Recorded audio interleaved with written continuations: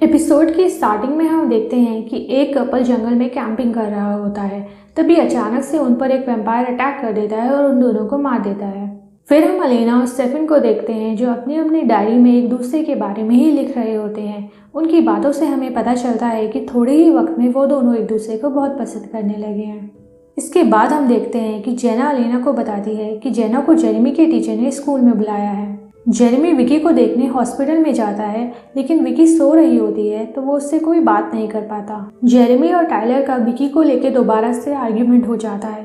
Actually Jeremy इस बात से गुस्सा होता है कि टाइलर अपने आप को विकी का बॉयफ्रेंड कहता है, लेकिन फिर भी वो एक बार भी विकी को विजिट करने हॉस्पिटल में नहीं गया।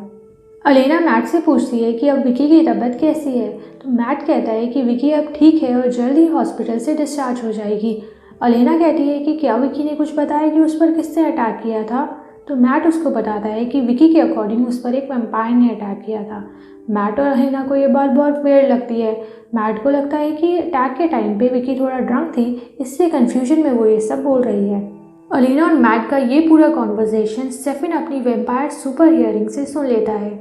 जब जेना जेरेमी के टीचर मिस्टर टैनर से मिलने स्कूल जाती है तो वो जेना को बताता है कि जेरेमी कई दिनों से अपनी क्लासेस अटेंड नहीं कर रहा है और इसके टीचर को तो ये भी शक है कि जेरेमी ड्रग्स लेता है। टैनर जेना को कहता है कि शायद जेना की यंग एज की वजह से वो जेरेमी और अलेना की रिस्पॉन्सिबिलिटी सही से निभा नहीं पा रही है और जेना को उन दोनों भाई बहनों की रिस्पॉन्सिबिलिटी किसी और रिलेटिव या गार्जियन को दे देनी चाहिए। जेना इस सब से बहुत अपसेट हो जाती है। स्टेफन विकी को कंपेल करने के लिए हॉस्पिटल जाता है, लेकिन तभी उसको वहाँ पर मैट दिख जाता है और वो छुप जाता है ताकि मैट उसको ना देख पाए। जब मैट विकी के रूम में जाता है तो विकी अचानक से उसके सामने आ जाती है और जोर जोर से चीखने लगती है। मैट जल्दी से रूम के बाहर जाता है डॉक्टर को बुलाने के लिए। इसी बीच स्टेफन विकी के पास जाता है और उसको अपनी कंपेलिंग पावर से हिप्नोटाइज कर देता है ताकि विकी वैम्पायर्स के बारे में सब भूल जाए और उसको सिर्फ ये याद रहे कि उस पर किसी एनिमल ने अटैक किया था। जब मैट डॉक्टर को लेकर रूम में वापस आता है तो वो देखते हैं कि विकी आराम से सो रही है। उसको ये सब बहुत अजीब लगता है क्योंकि थोड़ी ही देर पहले तो विकी जोर जोर से चीख रही थी। तभी मैट विकी के रूम से बाहर कॉरिडोर में स्टेफन को देख लेता है और उसका पीछा करता है, पर स्टेफन मैट की नज़रों से बच के वहाँ से भाग जाता है। हॉस्पिटल में विकी को होश आता है। उसको ये याद ही नहीं होता कि थोड़ी देर पहले वो चीख रही थी। जब मैट उससे पूछता है कि उस पर जंगल में किसने अटैक किया तो वो कहती है कि उस पर किसी एनिमल ने अटैक किया था।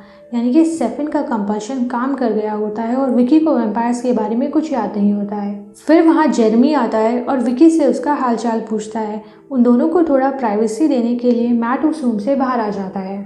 मैट के जाते ही विकी जेरेमी को कहती है कि जेरेमी को उससे मिलने हॉस्पिटल में नहीं आना चाहिए था क्योंकि विकी नहीं चाहती कि टाइलर को उनकी सीक्रेट अफेयर के बारे में कुछ भी पता चले। जेरेमी कहता है कि अगर टाइलर को विकी की ज़रा से भी परवाह होती तो वो उसको हॉस्पिटल में मिलने ज़रूर आता। जेरेमी विकी को ये भी बताता है कि वो जेरेमी ही है जिसको विकी की बॉडी जंगल में मिली थी और वो विकी की बॉडी को कैरी करके बाहर लाया था। अलेना स्टेफन से मिलने उसके घर साल्वाटोर बोर्डिंग हाउस जाती है, जहाँ पर उसकी मुलाकात होती है डेमन साल्वाटोर से। डेमन उसको बताता है कि वो स्टेफन का बड़ा भाई है। वो अलेना को अपने घर के अंदर वेलकम करता है और वो दोनों बातें करने लगते हैं। तभी वहाँ पर स्टेफन आ जाता है और डेमन को घूरने लगता है। वो अलेना को वहाँ से जाने के लिए बोलता है। अलेना उन दोनों भाइयों के बीच का टेंशन महसूस करती है और वहाँ से चली जाती है। डेमन चालाकी से बातों बातों में अलेना को ये कह देता है कि स्टेफन का रिसेंटली ही उसकी गर्लफ्रेंड कैथरीन से ब्रेकअप हुआ है। डेमन का इरादा स्टेफन और अलेना के बीच में प्रॉब्लम्स क्रिएट करने का होता है। अलेना के जाने के बाद स्टेफन डेमन को बताता है कि वो डेमन का मेस क्लीन करने हॉस्पिटल गया था और उसने विकी की याददाश्त मिटा दी है। विकी हॉस्पिटल में एक बहुत बुरा सपना देखती है जिसमें डेमन उस पर अटैक कर रहा होता है। यानी कि स्टेफन का कंपल्शन पूरी तरह से काम नहीं किया और विकी को कुछ कुछ बातें फिर से याद आ रही हैं। इसके बाद सब लोग एक कॉमेट पासिंग इवेंट के लिए टाइम स्क्वायर में इकट्ठा होते हैं। स्टेफन अलेना से अपने प्रीवियस बिहेवियर के लिए माफ़ी मांगता है। अलेना स्टेफन से थोड़ा अपसेट होती है क्योंकि उसको लगता है कि स्टेफन उससे हर बार कुछ ना कुछ छुपा रहा है, चाहे वो उसके बड़े भाई डेमन की बात हो या उसकी एक्स गर्लफ्रेंड कैथरीन की। इसीलिए वो स्टेफन को कहती है कि स्टेफन और उसको अपना रिलेशनशिप डिसकंटिन्यू कर देना चाहिए। विकी डेमन को मिस्टर ग्रिल में देखती है और कहती है कि तुम जाने पहचाने से लग रहे हो, लेकिन मुझे ये याद नहीं आ रहा कि मैंने तुम्हें कहाँ देखा था। जब विकी बाथरूम में जाती है तो डेमन एकदम से उसके पीछे आता है और उस पर अटैक कर देता है। जेरेमी विकी से कांटेक्ट नहीं कर पा रहा होता तो वो टाइलर और मैट के पास जाता है उनको ये बताने कि विकी मिसिंग है। टाइलर अलीना को ये बता देता है कि जेरेमी विकी को ड्रग सप्लाई करता है। टाइलर की बात से चिढ़ जेरेमी अपने और विकी के सीक्रेट अफेयर के बारे में सबको बता देता है। जब मैट विकी को ढूंढ रहा होता है तो उसको स्टेफन मिलता है। वो स्टेफन से पूछता है कि तुम उस दिन हॉस्पिटल में क्या कर रहे थे, तो स्टेफन उसको झूठ बोल देता है कि वो अपने किसी रिलेटिव को मिलने गया था। मैट से कॉन्वर्सेशन के दौरान स्टेफन को अपनी वैम्पायर हियरिंग की वजह से डेमन और विकी की आवाज़ सुनाई देती है। वो उन दोनों की वॉइसेस को फॉलो करते हुए देखता है कि डेमन ने विकी को एक टेरेस पर पकड़ा हुआ है। स्टेफन विकी को बचाने के लिए वहाँ चला जाता है। स्टेफन को मुश्किल में डालने के लिए डेमन विकी को कंपेल करके ये सिखा देता है कि स्टेफन एक वैम्पायर है और उसी ने विकी पर अटैक किया था। इसके बाद वो विकी की बैंडेजेस खोल देता है ताकि उसका ब्लड देख के स्टेफन आउट ऑफ कंट्रोल हो जाए। स्टेफन आउट ऑफ कंट्रोल होने तो लगता है लेकिन वो फिर भी अपने ऊपर कंट्रोल पा लेता है।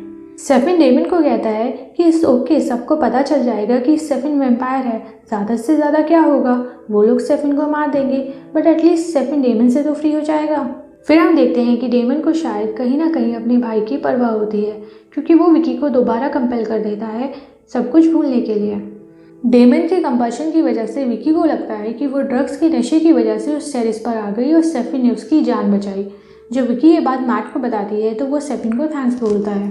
बॉनी स्टेफन को एक पेपर पर अलीना का फ़ोन नंबर और ईमेल आईडी लिख कर देती है, लेकिन जैसे ही बॉनी का हाथ स्टेफन को टच करता है बॉनी को एक बुरी फीलिंग होती है और वो वहाँ से चली जाती है।